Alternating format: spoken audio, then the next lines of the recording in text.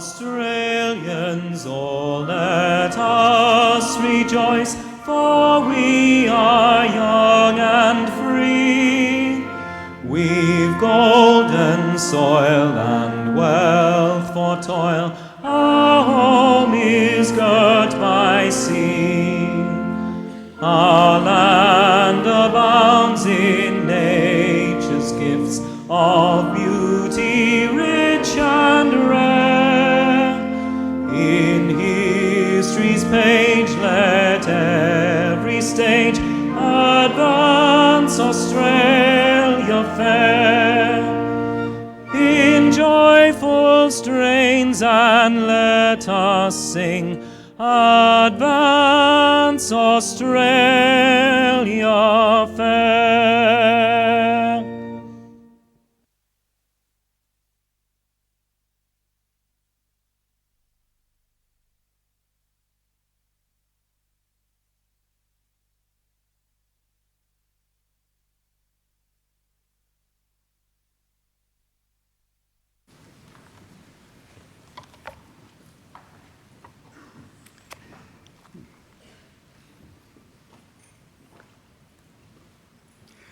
Well, good afternoon, ladies and gentlemen, and welcome to this wonderful occasion.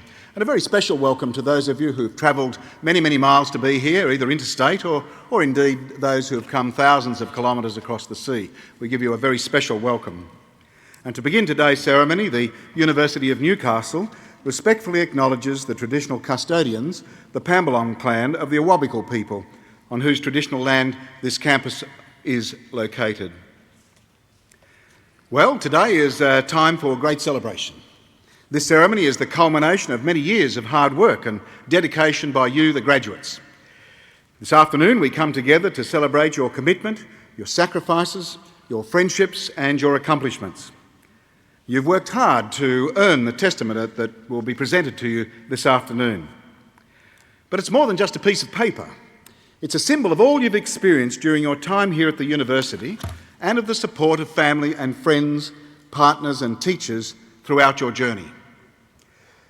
You know, as I do, that success is not possible without support. It comes in many forms. It can be a cup of tea or something stronger when you're trying desperately to finish an essay on time.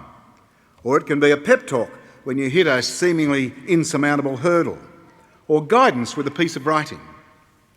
Support is your family paying for your accommodation, textbooks, food, and that very grey area that students call stuff when they ask their parents for more money. The evidence of support is all around you. This great hall is a symbol of support. The hall was a gift to the university from the people of the Hunter region, who in 1967 bought bricks in a major fundraising campaign. The organ and the tapestry you see on the wall were both donated to the university. We have many generous sponsors and donors who fund prizes and scholarships to support our students. Community support has helped this university grow over the past 47 years. As we approach our 50th anniversary in 2015, we can reflect on just how far we've come. In the early 1950s, we were known as the Newcastle University College, and we had just 5 enrolled students. Today, we have some 35,500 undergraduate and postgraduate students. In addition to our campus here at Callaghan, we have campuses at Ourimbah and Port Macquarie, a precinct in the Newcastle CBD, and we're in Sydney and Singapore. We have a teaching partner in Hong Kong, and more than 3,000 students from 60 countries study online through our gradschool.com. The University of Newcastle is the most research-intensive regional university in Australia. Our 2 research institutes, the Newcastle Institute for Energy and Resources and the Hunter Medical Research Institute, are a clear demonstration of the university's recognition of the needs of our communities and of partnerships with industry and business. Just last year, our Central Coast campus opened the Central Coast Primary Industry Centre in partnership with the New South Wales Department of Primary Industries as part of our strategy to carry out internationally significant research with clear local benefit. We now have 15 priority research centres across our 3 research strengths of health and medical, energy and the environment, and science and engineering. Our academics are consistently recognised through national and state awards for their work, and we have on staff experts who rank in the top 1% in their field in the world. Ladies and gentlemen, this graduation ceremony is my last as Chancellor of this university. And over the past 8 years, I've attended about 150 graduation ceremonies. Most of them have been right here in this great hall, and I've attended many at our Central Coast campus and Port Macquarie, and also in Singapore and Hong Kong. And I've shaken literally thousands of graduates' hands, including that of my own wife. I've listened in awe as our Deputy Vice-Chancellor's research have read the names of PhD theses with seemingly unpronounceable titles.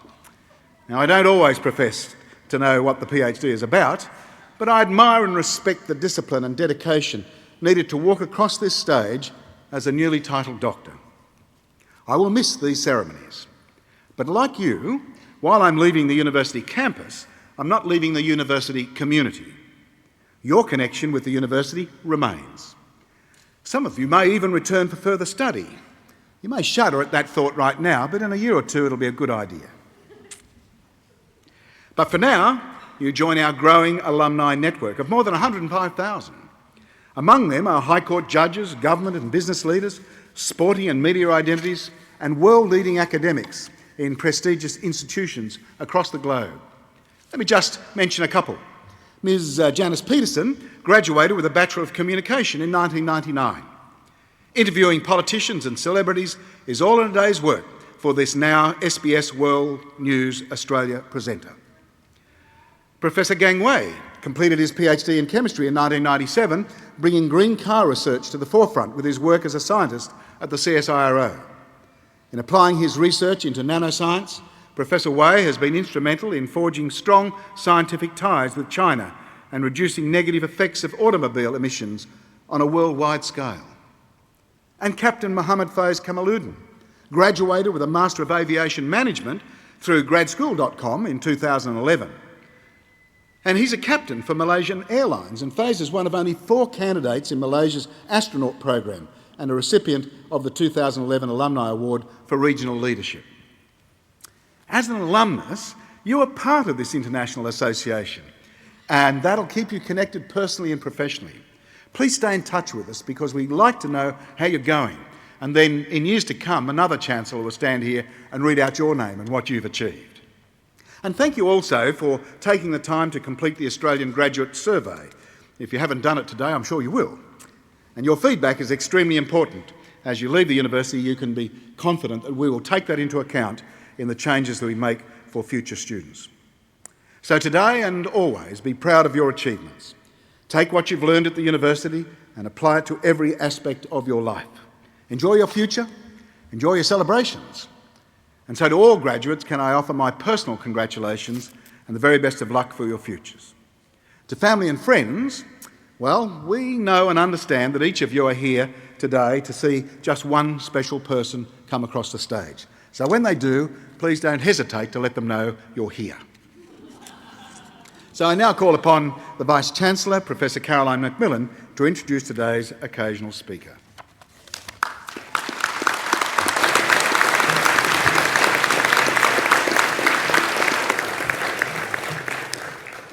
Ladies and gentlemen, it gives me great pleasure to invite Dr. Tim Besley, AC, to deliver today's occasional address. There are few people in Australia who have worked on the country's most significant nation-building project, served as a university chancellor, led the country's most prestigious research organisation, and are regarded as among the top echelon of Australia's company directors. These are just some of Dr. Besley's outstanding career achievements. A civil engineer, Dr. Besley holds qualifications in engineering from the University of Canterbury and legal studies from Macquarie University. He migrated to Australia from New Zealand in 1950 with an intention to stay here for just 5 years. 62 years later, he is still here.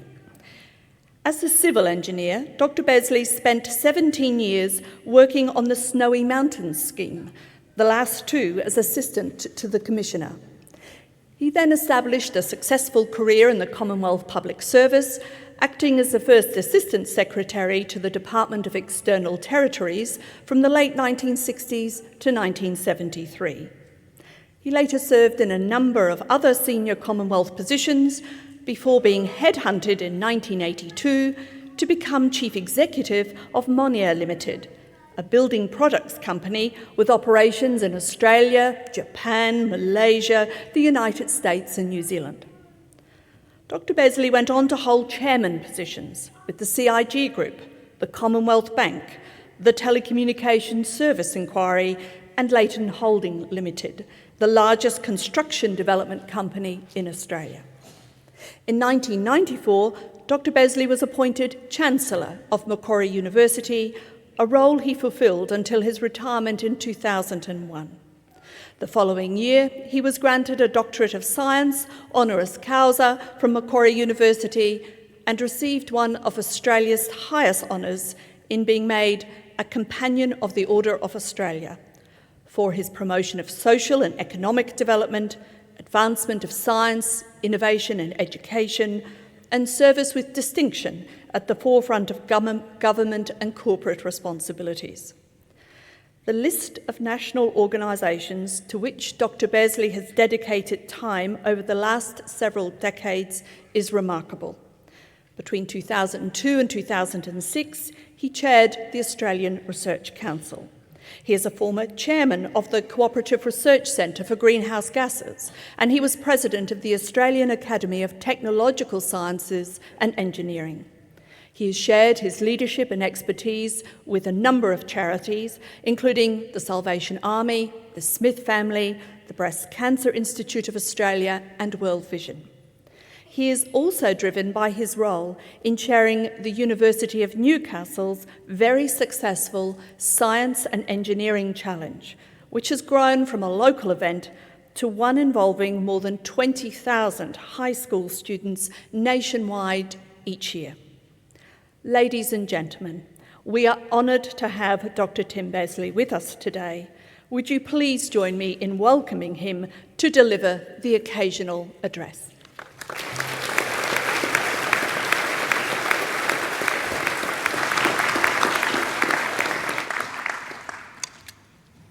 Chancellor, Vice-Chancellor, members of the Council, staff of the University, families and friends of graduates, and most importantly, graduates.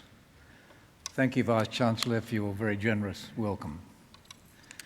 In my 8 years, or was it 7, I'm not sure, as Chancellor of Macquarie University, I listened to many graduation speeches. 2 of these stand out in my mind. From the first, I recall rather vividly a quote to the effect that many graduation speeches are not particularly memorable. The second was about failure and how to handle it. Keeping the first point in mind, I want to address innovation, risk and failure. I do this against the background of recent studies by the Productivity Commission and the Australian Bureau of Statistics that show a clear link between innovation and productivity. Another study by the Information Technology and Innovation Foundation ranked Australia 30th out of 44 nations in the rate of productivity growth over the past decade. Clearly, we need to become more innovative, we need to embrace the digital world, we need disruptive technology to achieve breakthroughs. This brings with it a greater element of risk at the very time when it seems to me our community is becoming increasingly risk-averse. For example, many councils have taken swings and roundabouts out of children's playgrounds because of the perceived risks to users and possible claims against council. The community expects progress but does not tolerate failure. It accepts the concept of risk but objects when risk is realised. Innovation, essential for our progress, has inherent risks, and statistically, some of these will be realised in spite of care being taken. In professional practice, the most valuable contributions are often those that are most difficult to undertake and have the higher risk of failure. It is important that the public regards failures as an occasional and unfortunate consequence of progress and not prima facie evidence of incompetence or negligence. The implications are serious for the whole community. It is not simply a matter of lawsuits, insurance cover and regulation, though there is clear room for improvement in all of these areas. It is also a question of how, as a society, we identify, understand, respond to and cope with risk. At present, we do not do this very well. Australian-born Lord Robert May, former Chief Scientist of Britain, has said, "Both Australia and Britain need to develop a culture which doesn't stigmatise honest failure." A comment by the CEO of the successful company Fisher & Paykel makes much the same point. He said the founders had this view that if you're going to be innovative, you've got to make some mistakes. If people know they can bring dumb ideas to the table and not get laughed at or punished, if the idea is wrong, then that encourages them, and it's important we don't have a culture of fear of failure. If someone makes a mistake, there's no witch hunt to blame someone or get rid of him or her. It's a matter of saying, well, the person didn't do this on purpose. What can we learn from it?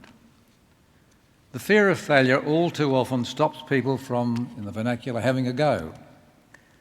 During my business career, I worked as a civil engineer on the Snowy Mountain scheme in a building materials company, with Australia's largest construction project and development company, and even in banking.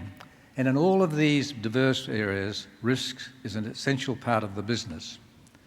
But the risks have to be identified, accepted, and managed. In each business there were some, but not many failures, and lessons were learned. Although no one chooses to fail, a failure can be a valuable lesson if lessons are learned. As Albert Hubbard, the American philosopher, said, "A failure is a man who has blundered but is not able to cash in on the experience." All of you, on your way to becoming future leaders, will have to face failure at some time. I have observed failure during my career and have seen the way people respond to it. There are those who know they didn't really succeed, but seek a kind of comfort by believing they could have if they'd really wanted to, and therefore it wasn't a real failure. There are those who don't try because they believe there are others better than they are. They know they won't succeed, so they sit back and take a swipe at those who do. Finally, there is a group who know they have made a very serious effort, but it wasn't successful this time. They first ask why, and then what next. Unfortunately, there seem to be far more in the first two groups than in the third. All of you in your respective fields have been trained to think and to explore innovative ideas at the forefront of knowledge. You're well equipped to be leaders in my third group, those who are prepared to give it a go and who know how to handle an occasional failure. A stronger focus on innovation and creativity is needed to lift Australia's productivity. This means we have to take some risks, and to take risks we have to be less tentative and uncertain, less litigious, less eager to punish those who are adventurous, enterprising and innovative. Australians as individuals may not be less adventurous than previous generations, but the structures, legalities, regulations and deterrents we have amassed make our society as a whole less tolerant of risk. Reforms in these areas are badly needed. Innovation is the source of the future national wealth, sustainability and well-being. To inhibit it makes as much sense as preventing our Olympic athletes from training. But remember, despite comprehensive training, not every effort will succeed.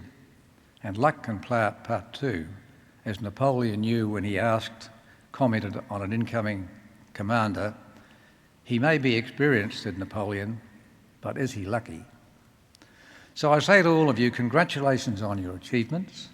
Step onto a broader part of the world stage. Be courageous. Don't be afraid of an occasional failure, and give it a go. As Michelangelo said, the greatest danger for most of us is not that we aim too high and we miss it, but that we aim too low and we reach it. Good luck.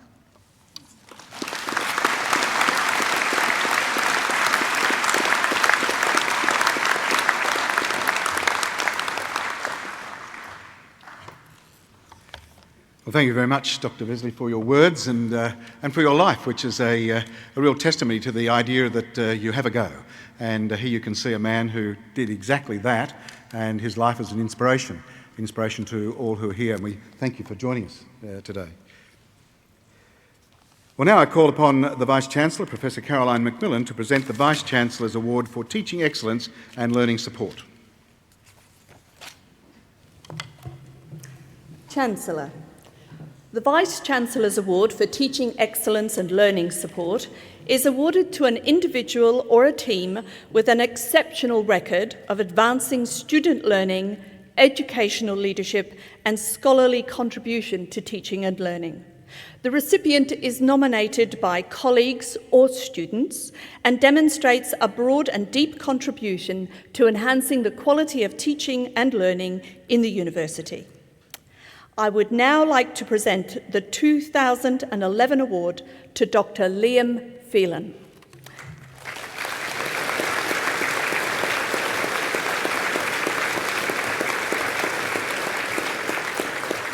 Liam's commitment to fostering a shared sense of community for online students is evidenced through his expertise, commitment, and passion for excellence in teaching and learning. He has inspired and motivated students in the online Master of Environmental Management course to overcome the challenges presented through distance education, particularly in the development of a sense of community that is essential for high-quality learning experiences and outcomes. Chancellor, Dr. Phelan.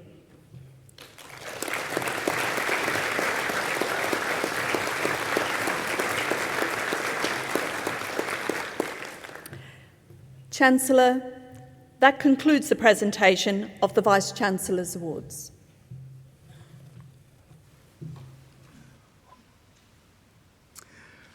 Well, now I call on Professor Mike Calford, Deputy Vice-Chancellor Research, to present the Research Higher Degree graduates from the Faculty of Science and Information Technology.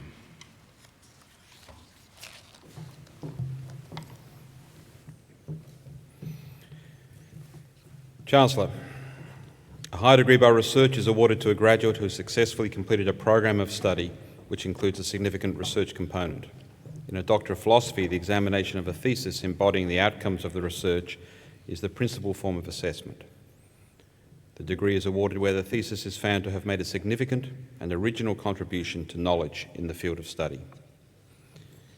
Chancellor, these students have undertaken supervised research for the equivalent of at least 3 years of full-time study. The thesis, which is the outcome of their studies, is examined by 3 experts external to the university, with at least one being an international scholar recognised for expertise in the relevant field of study. Today, the university is proud to honour graduates who have satisfied the rigorous criteria for the award of Doctor of Philosophy.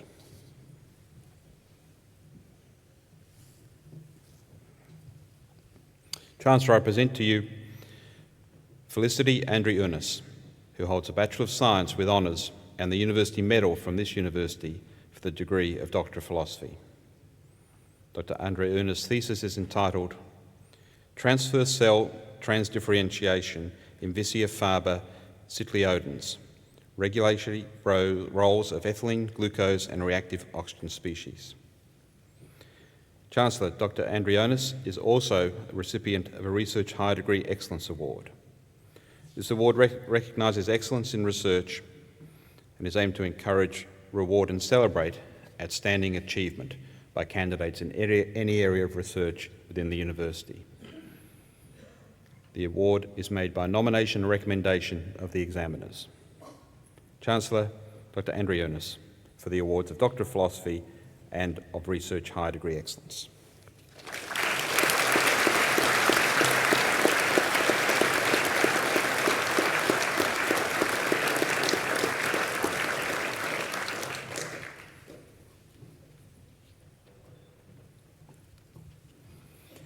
Chancellor, I present to you Benjamin Duck, who holds Bachelor of Science with honours from this university for the degree of Doctor of Philosophy. Dr. Duck's thesis is entitled Methods and Materials for the Investigation and Extension of the Performance of Polymer Photovoltaic Devices. Chancellor, Dr. Duck.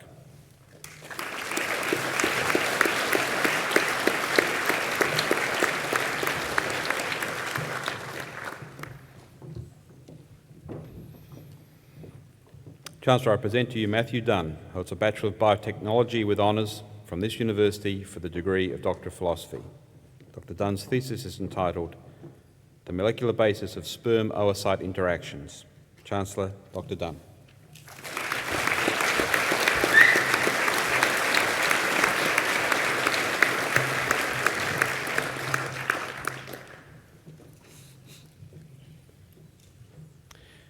Chancellor, I present to you Nigel Fisher, holds a Bachelor of Science with honours from this university for the degree of Doctor of Philosophy. Dr. Fisher's thesis is entitled Sustainable Reintroduction of the Nitrogen Cycle Post-Coal Mining, utilising the legume Rhizobia symbiosis. Chancellor, Dr. Fisher.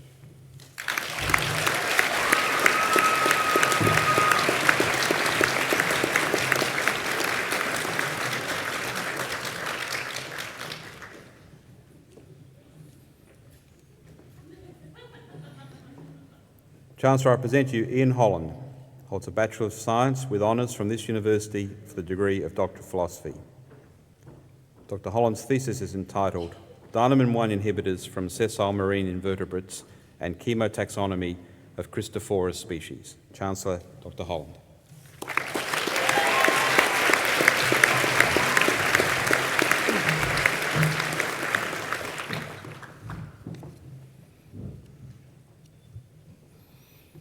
Chancellor, I present to you Alicia Johnston, who holds Bachelor of Science Biotechnology with honours from this university for the degree of Doctor of Philosophy.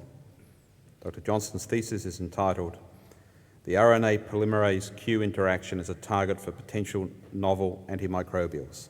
Chancellor, Dr. Johnston.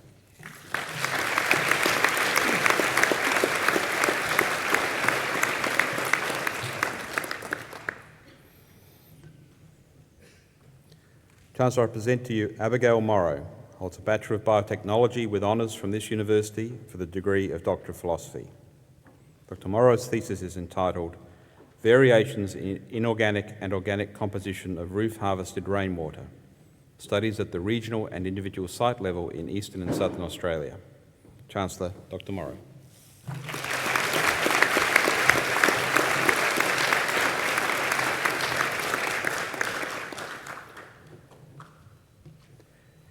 Chancellor, I present to you Seneka Ranadira, holds a Bachelor of Science in Agriculture and a Master of Science from the University of Peradeniya, Sri Lanka, for the degree of Doctor of Philosophy. Dr. Ranadira's thesis is entitled Probiotic Application in the Development of Goat's Milk Products, with special reference to Proprii Bacterium Jensenii 702 and effects of viability and functionality. Chancellor, Dr. Ranadira.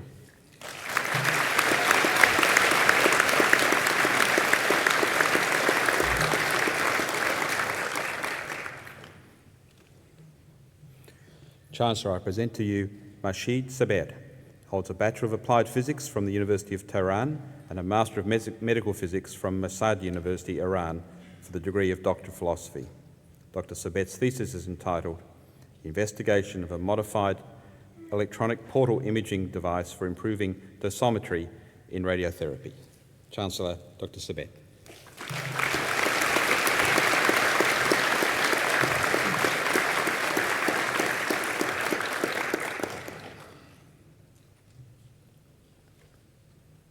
Chancellor, I present to you Jill Sweeney, who holds a Bachelor of Development Studies with honours from this university for the degree of Doctor of Philosophy. Dr. Sweeney's thesis is entitled Post-Human Geographies of the Southern Ocean. Chancellor, Dr. Sweeney.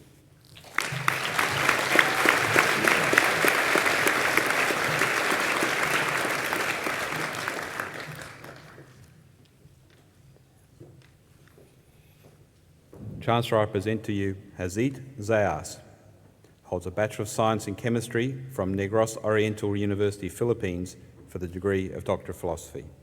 Dr. Zayas' thesis is entitled Synthesis, Characterisation and Evaluation of Biphenyl Monomers for Molecular Imprinting Applications. Chancellor, Dr. Zayas.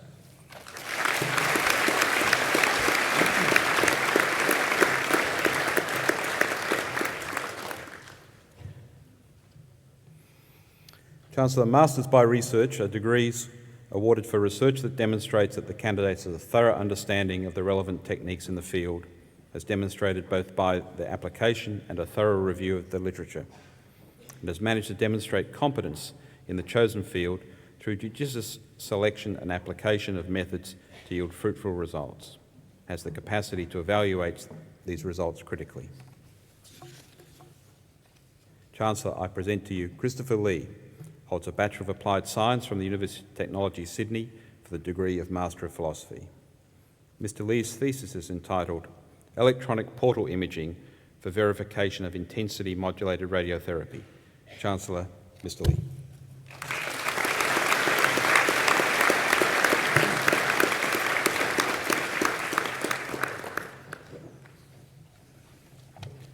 Chancellor, that concludes the presentation of Research Higher Degree graduates for the Faculty of Science and Information Technology.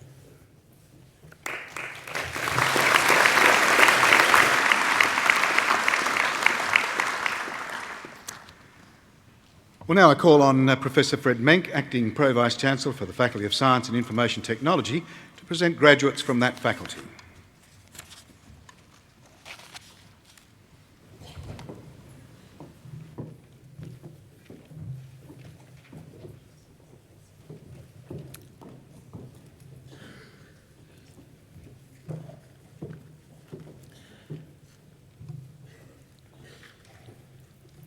Chancellor, I present to you graduates who have satisfied the requirements of a postgraduate award.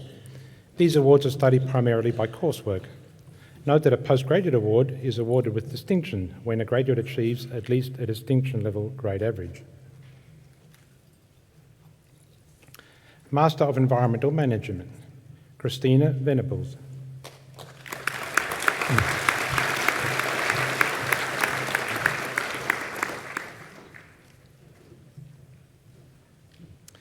Master of Environmental Management with distinction, Nairi Goyal.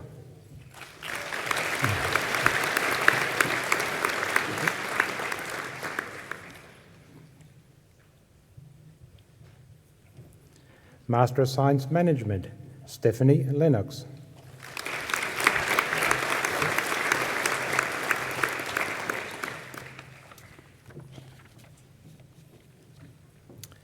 Master of Science Management with distinction, Emma Beckett.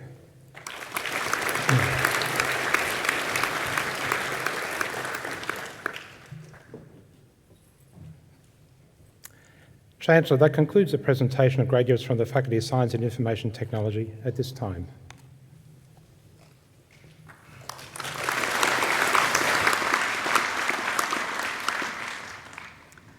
Well, now, ladies and gentlemen, we'll enjoy a musical interlude presented by Andrew Herman and Heath Landers, a flute sonata in G major by Handel.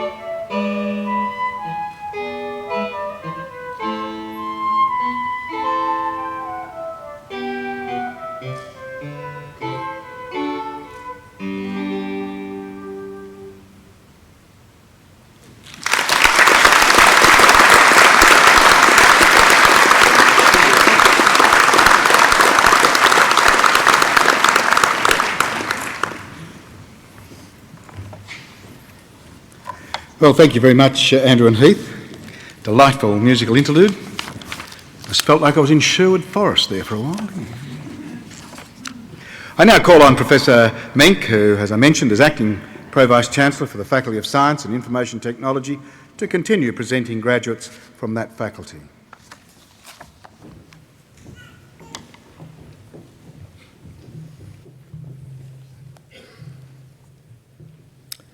Chancellor, I now present you graduates receiving a bachelor degree in the Faculty of Science and Information Technology.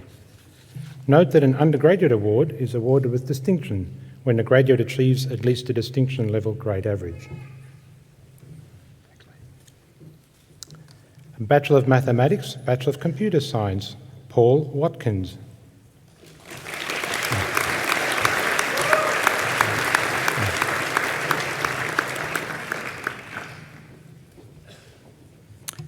Bachelor of Mathematics with distinction, Bachelor of Computer Science with distinction, Alexander Muir.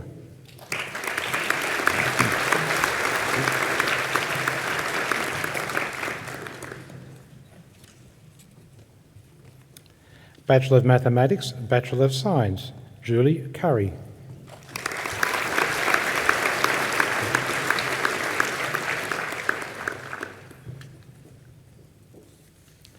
Eric Kwok.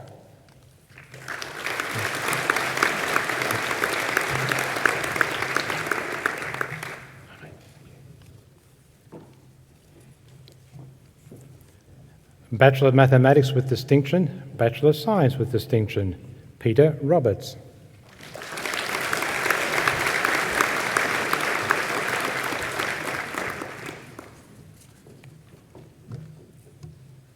Callum Stewart.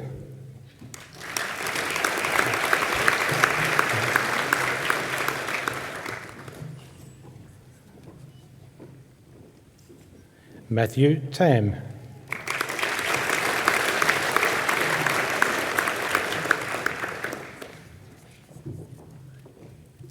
Benjamin Swan.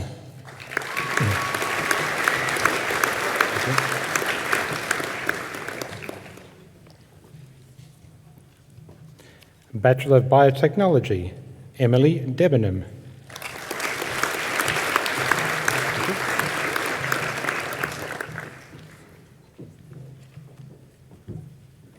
Kate Harvey.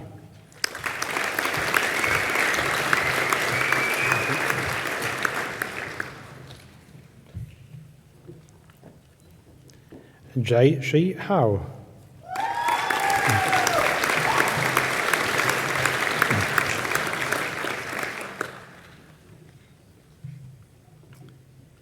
Belinda Kennedy.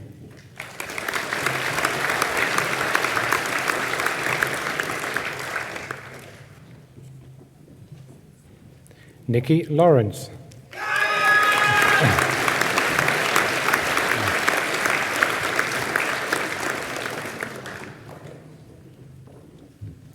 Chi Lim.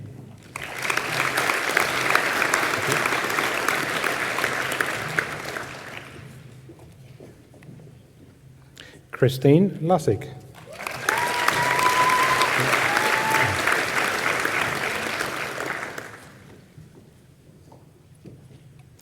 Yonggang Lu.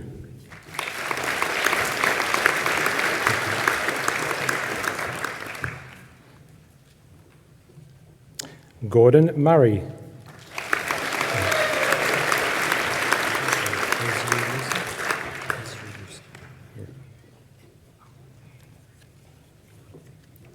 Muhammad Tahir Hezri Musa.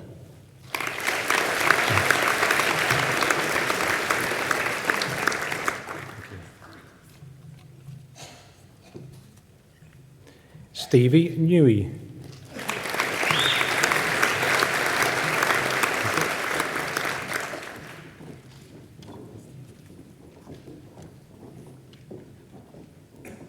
Liang Yujing Tang.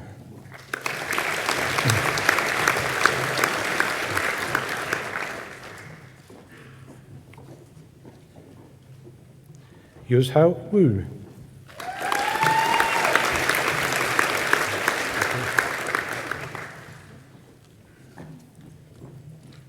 Shuting Zhao.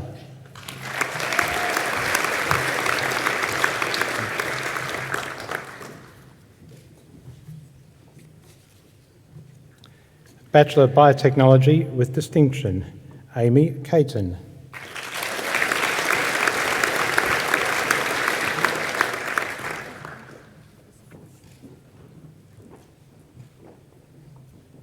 Bachelor of Biotechnology Honours with Honours Class 2, Division 1, Sarah Metcalf.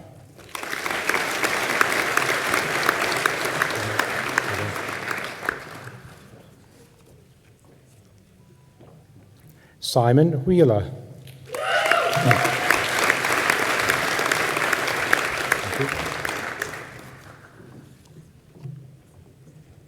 Bachelor of Biotechnology Honours with Honours Class 1, Stephanie Bauer.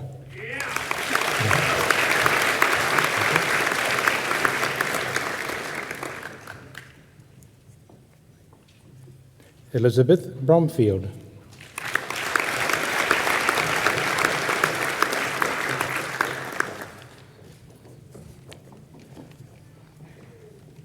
Matthew Jordan.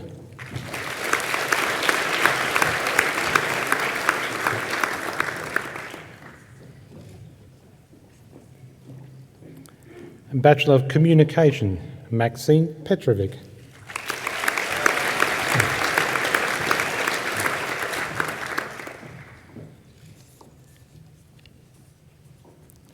Bachelor of Development Studies, Matthew Bladen.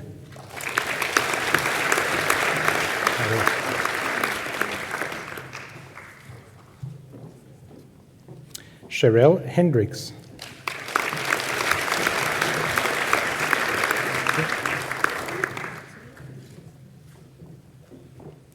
Sonia Kovacs.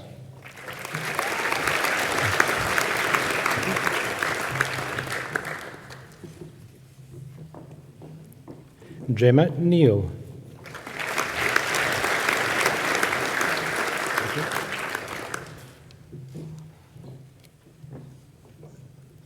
Miriama Tamata.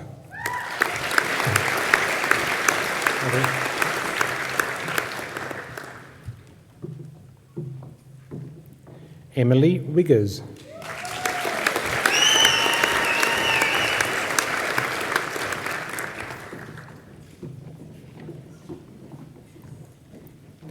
Bachelor of Development Studies with Distinction, Natasha Banks.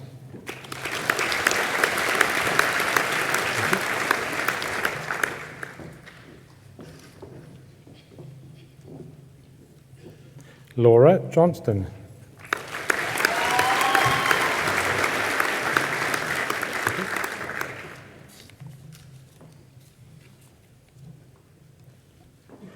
Bachelor of Development Studies Honours with Honours Class 2 Division 1, Francis Bully.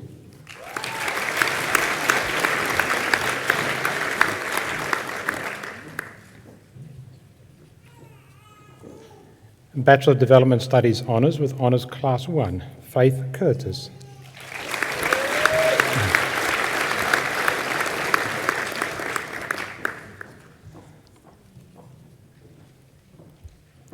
Bachelor of Environmental Science, Toby Whaleboat. Thank you.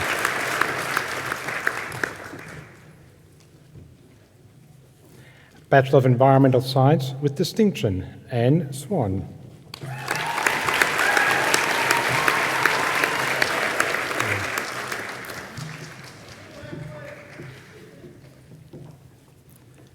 And Bachelor of Environmental Science and Management, Grace Bell.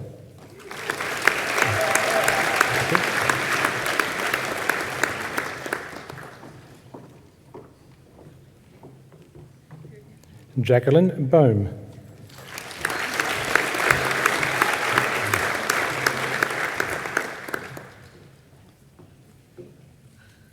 Bol.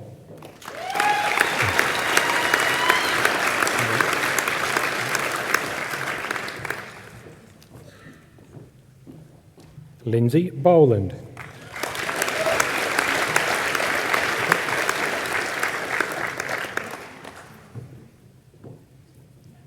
Matthew Constantine.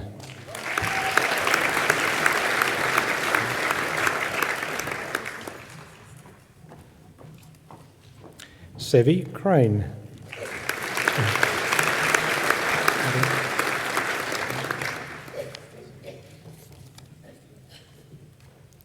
Jessica Dixon.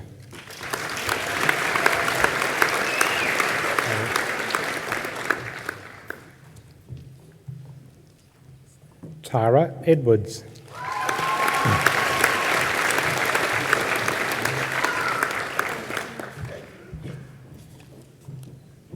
Benjamin Ellis.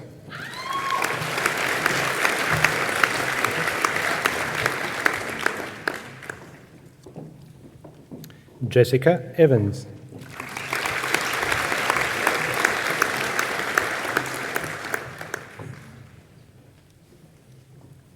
Weiss Hickey.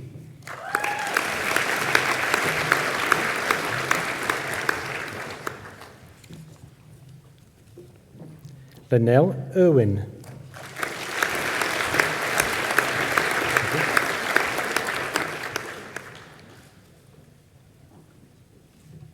Hayley Jourdain.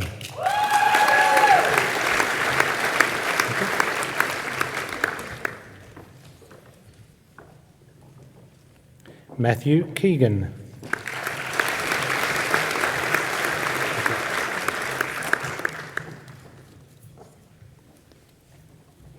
Lucy Kelleher.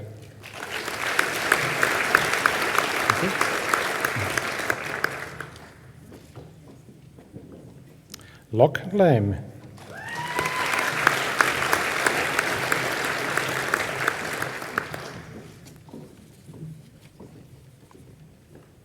Mike Laurie.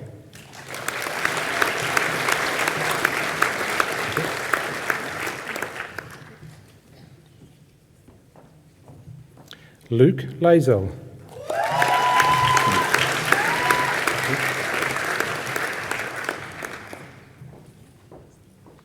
Lucy Maguire.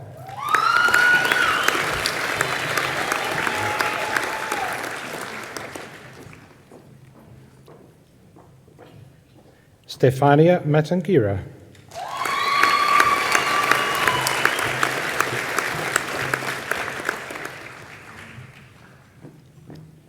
James Moss.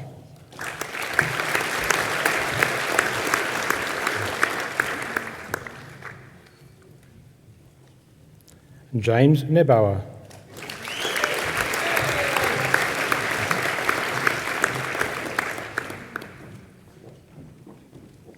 Sally Oliver.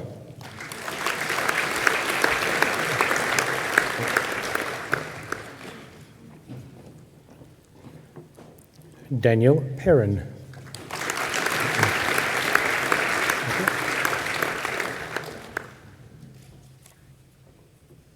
Kate Riley.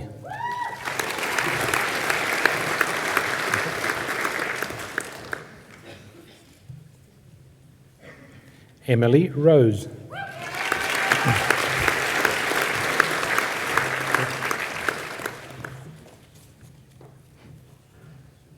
Jared Rumble.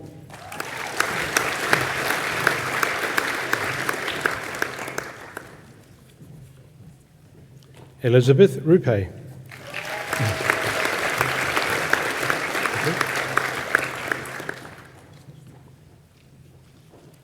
Alina Tipper.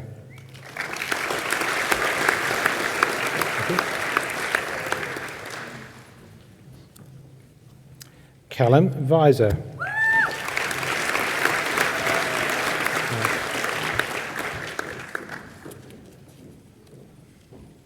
Stephen Walkham.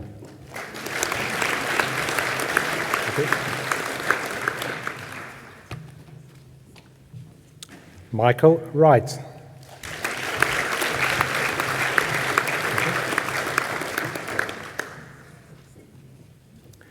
Bachelor of Environmental Science and Management with distinction, Peter Dean.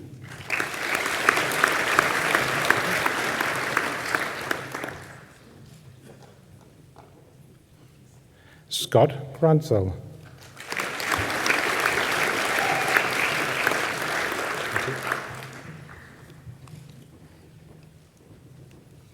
Soraya Saleh.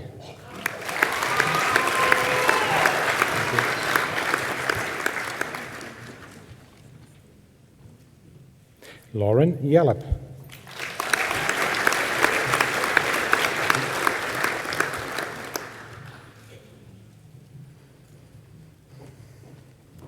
Bachelor of Environmental Science and Management Honours with Honours Class 1, Matthew McCurry.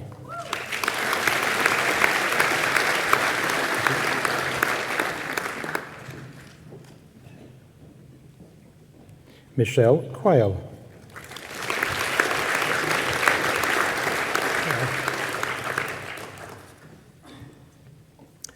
Bachelor of Food Science and Human Nutrition, Ping T.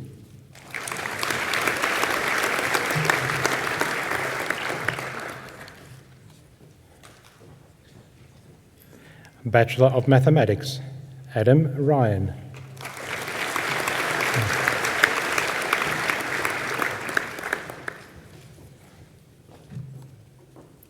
Bachelor of Mathematics with distinction, David Franklin.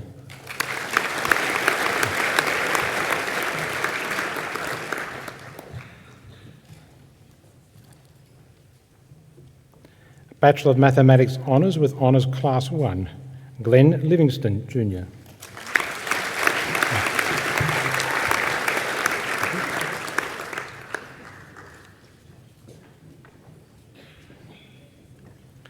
Bachelor of Natural History Illustration, Candace Rogers.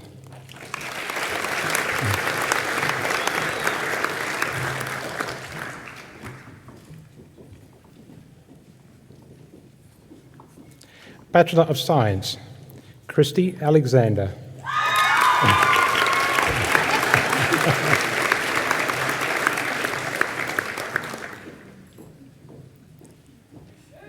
Lydia Belford.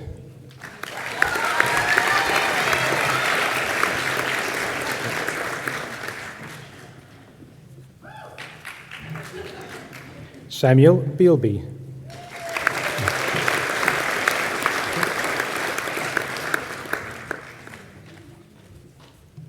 Rebecca Bonadio.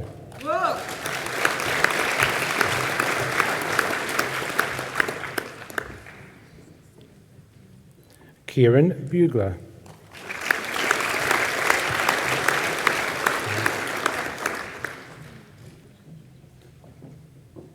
Liam Buxton.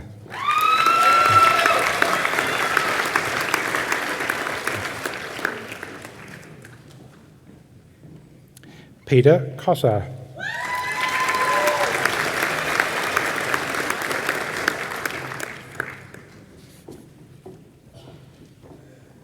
Alexandra Cross.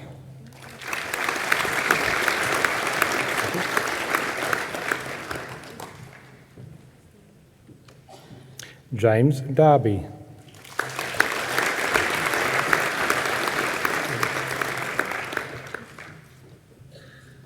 Nicole Doughty.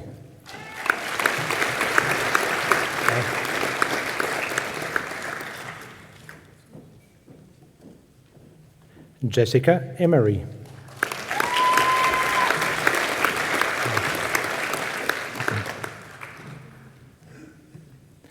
Taylor Fitzgibbon.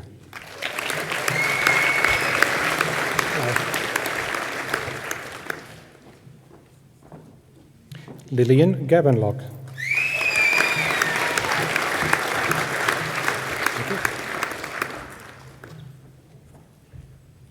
Stevie Goff.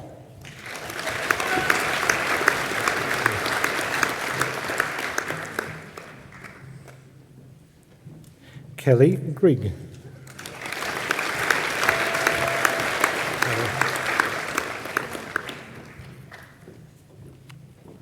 Christian Hancock.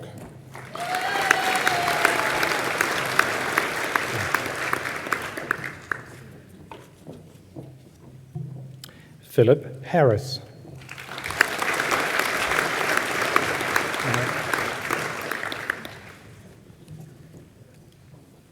Ned Horton.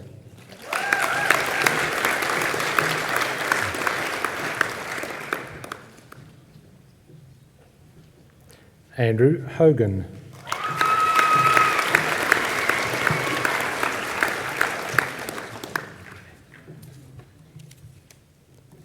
Sarah Hunt.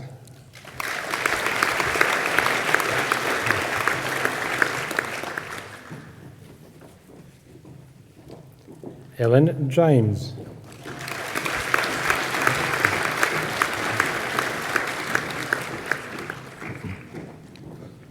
Benjamin Keogh.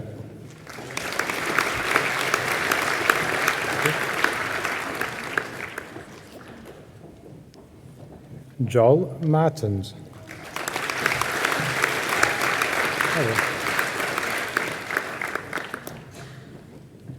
Claire Martin.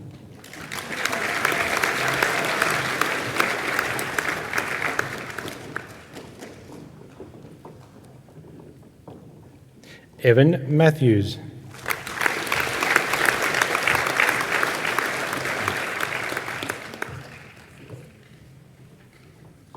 Elodie Jane Mays.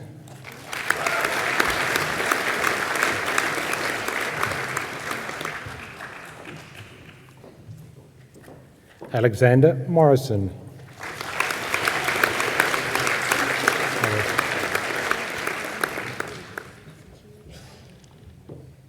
Philip Mulry.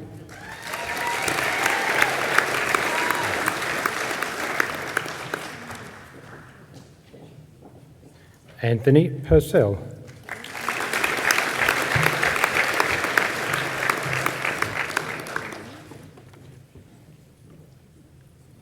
Melanie Ricketts.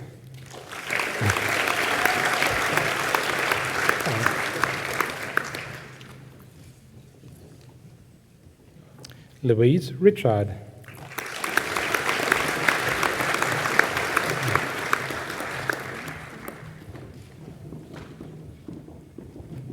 Timothy Sales.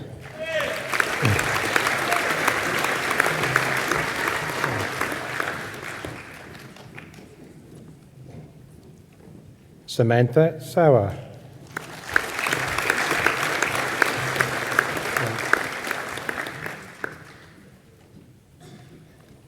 Emma Seville.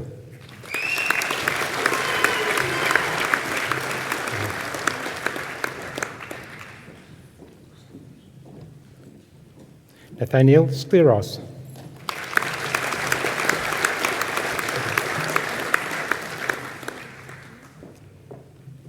Kate Smith.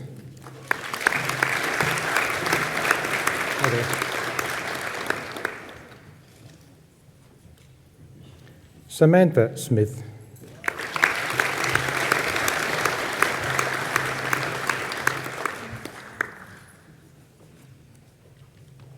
Sean Spooner.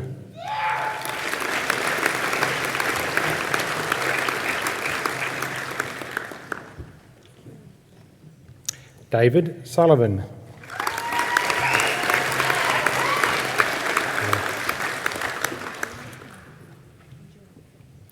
Callum Toomey.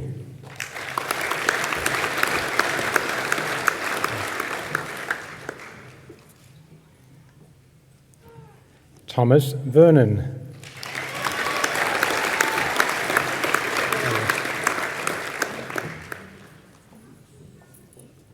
Taylor Whiston.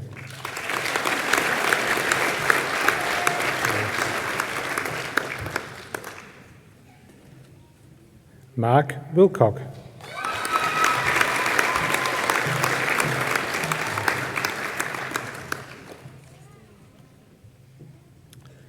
Bachelor of Science with Distinction, Claire Brennan.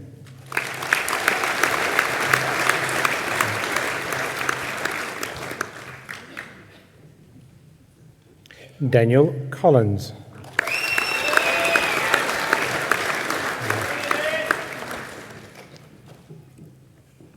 Kate Geiler.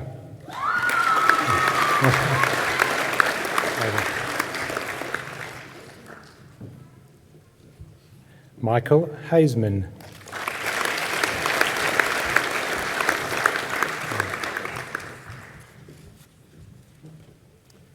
Megan Hobbs.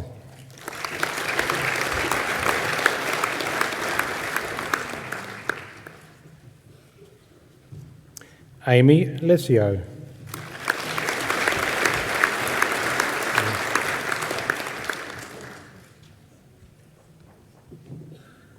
Aaron McLuckie.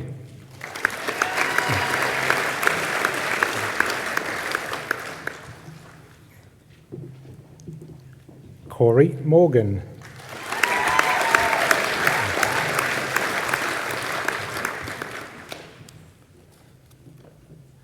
Anastasia Kvist.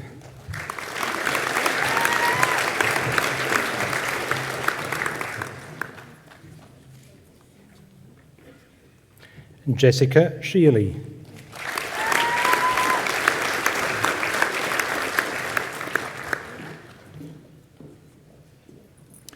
Bachelor of Science Honours with Honours Class 2 Division 1, Ursula Wright.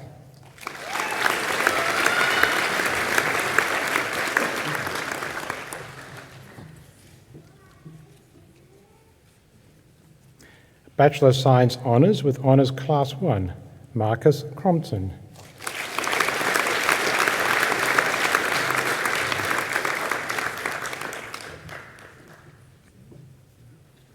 Wendy Devine.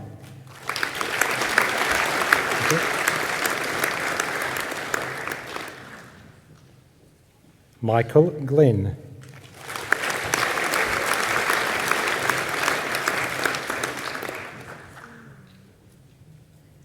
Chancellor, I now present you graduates receiving a bachelor degree in the Faculty of Engineering in the Built Environment. A Bachelor of Construction Management Building with Honours Class 2 Division 2, Samuel Bingham.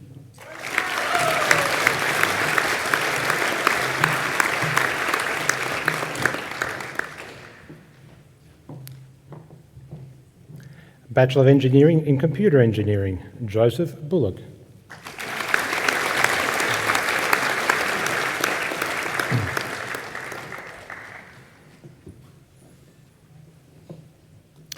Chancellor, a university medal may be awarded to a candidate who has displayed exceptional academic ability. To be considered for this award, a graduate must have a consistent record of truly outstanding academic achievement at all levels of a bachelor's degree program and qualify for a bachelor's degree with first-class honours. Today I'm proud to be recognising 3 such outstanding scholars from the Faculty of Science and Information Technology.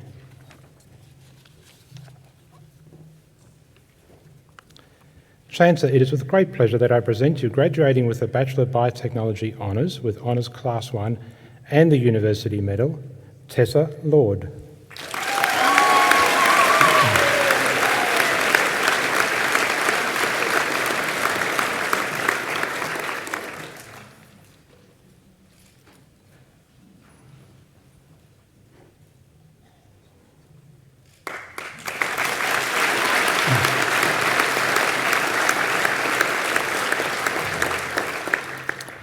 Chancellor, it is with great pleasure that I present you graduating with a Bachelor of Environmental Science and Management Honours with Honours Class 1 and the University Medal, Dean Ross.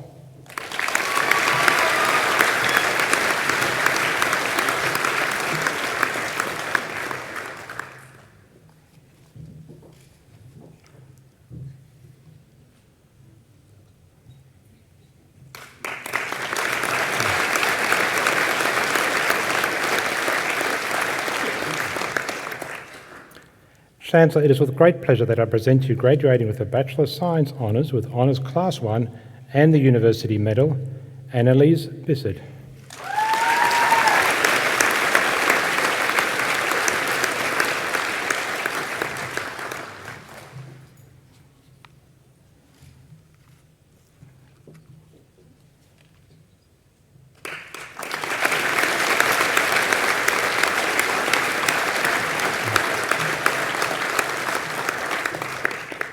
Chancellor, that concludes the presentation of graduates from the Faculty of Science and Information Technology.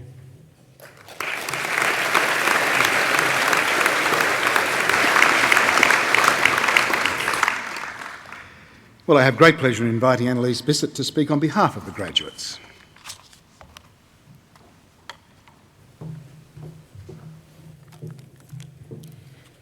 Good afternoon, Chancellor, Vice-Chancellor, members of the Council, staff of the University, families and friends of graduates, and most importantly, graduates. I am very grateful to be speaking at this occasion on behalf of all graduates present and those who could not make this ceremony. It is often said that life is a continual education process, but we've all been fortunate in this period of our lives to have been involved in a formal education at the University of Newcastle. Today may mark the first step in a continuing formal education for some. For others, it may mark a midpoint in your education journey, and for some, this may be the culmination of a long period of learning. Wherever you find yourself in this journey, today is an opportunity to reflect upon the value of an education at the University of Newcastle. In the Faculty of Science and IT, we are fortunate to be able to complete our chosen degrees under the guidance of academics who are recognised on the world stage. World-class facilities and research programs give all who attend this university the opportunity to pursue their passions and interests and to explore new and exciting areas of knowledge. Today, we are all receiving qualifications and for some awards which recognise that we have fulfilled the formal requirements to achieve an undergraduate or postgraduate degree, which are the foundations to achieve our life goals and career aspirations.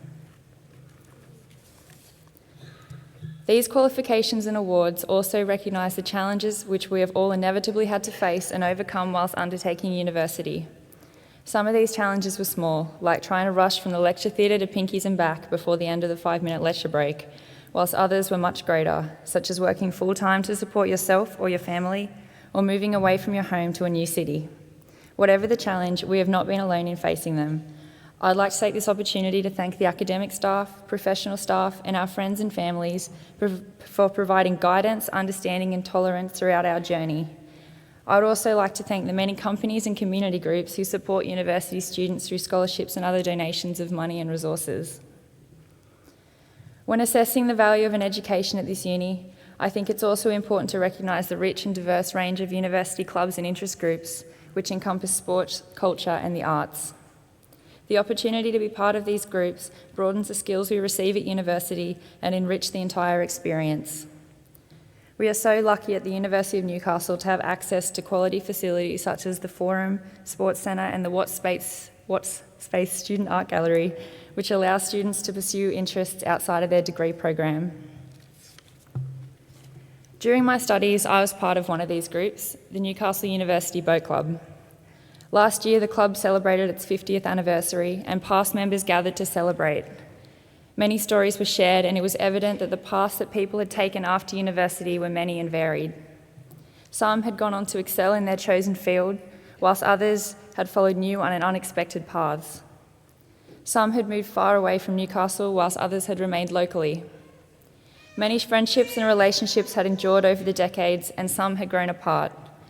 Regardless of the path each person had taken, there was one similarity in all of the stories, that the value of the skills, experience, and relationships developed during university had endured a lifetime. There is no single answer to the question of how to best use the skills you've gained by attending university. We have all entered into the education process from different pathways, prior experiences and motivations. We all leave this part of the process with dreams, hopes and ideas as to how we can best use this experience we have acquired. Whilst it's certainly noble to aspire to make a difference on a grander scale in the world and to contribute to the future well-being of the planet and its inhabitants, it is just as admirable to use your qualification to ably support your family, or maybe to inspire others to perhaps be the first in their family to attend university. I think that a quote by author and educator Dr. Howard Thurman can provide guidance as to how to move forward with the knowledge you have received from university. Don't ask what the world needs. Ask what makes you come alive and go do it, because what the world needs are people who have come alive. To all graduates, congratulations on your achievements.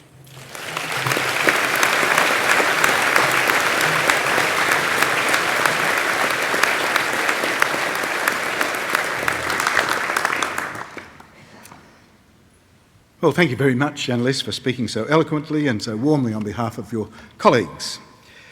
Well, now, ladies and gentlemen, I declare the ceremony concluded, and I hope you've enjoyed today's ceremony, and thank you for joining the university community in the celebration of the conferring of degrees.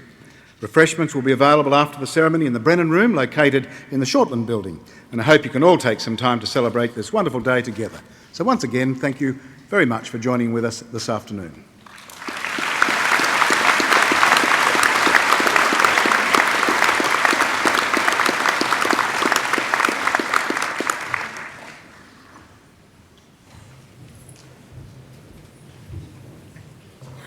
Ladies and gentlemen, it gives me enormous pleasure to ask you to share in a unique, unscripted and very special moment in the history of this university. Today was the last graduation ceremony at which our current Chancellor, Professor Trevor Waring, will officiate. Professor Waring has served the university community for 27 years as a member of the University Council, our governing body, and for 8 of those years he has been Chancellor, the leader of the governing body. In that role, he has officiated and been present at more than 3,000 events on behalf of the University of Newcastle, including officiating at over now 160 graduation ceremonies. He has shaken the hands of more than 50,000 graduates who have crossed stages not only in the Great Hall at Callaghan, but in stages at other ceremonies in our other wonderful campuses and across the world. As all of the graduates will know today, for each graduate, he has had a word of encouragement and a word of acknowledgement of their tremendous achievement. Could I ask the Chancellor to stand and, if you could, Chancellor, and I would also like to say that the person who has been present at almost the same number of ceremonies is the Chancellor's wife, Mrs. Helen Waring, and I'm going to ask Helen Waring to join the Chancellor on the stage.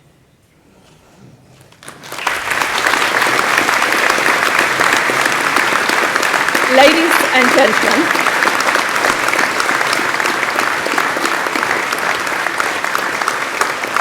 ladies and gentlemen, it is a remarkable partnership that our Chancellor and wife have supported each and every graduate, not only before the ceremony to calm nerves, but after the ceremony to share generously with time and to enjoy the celebration with those graduates and their families. Today, before the Chancellor and his wife lead the procession on this unique occasion, I would like to ask you for a round of thunderous applause for our Chancellor.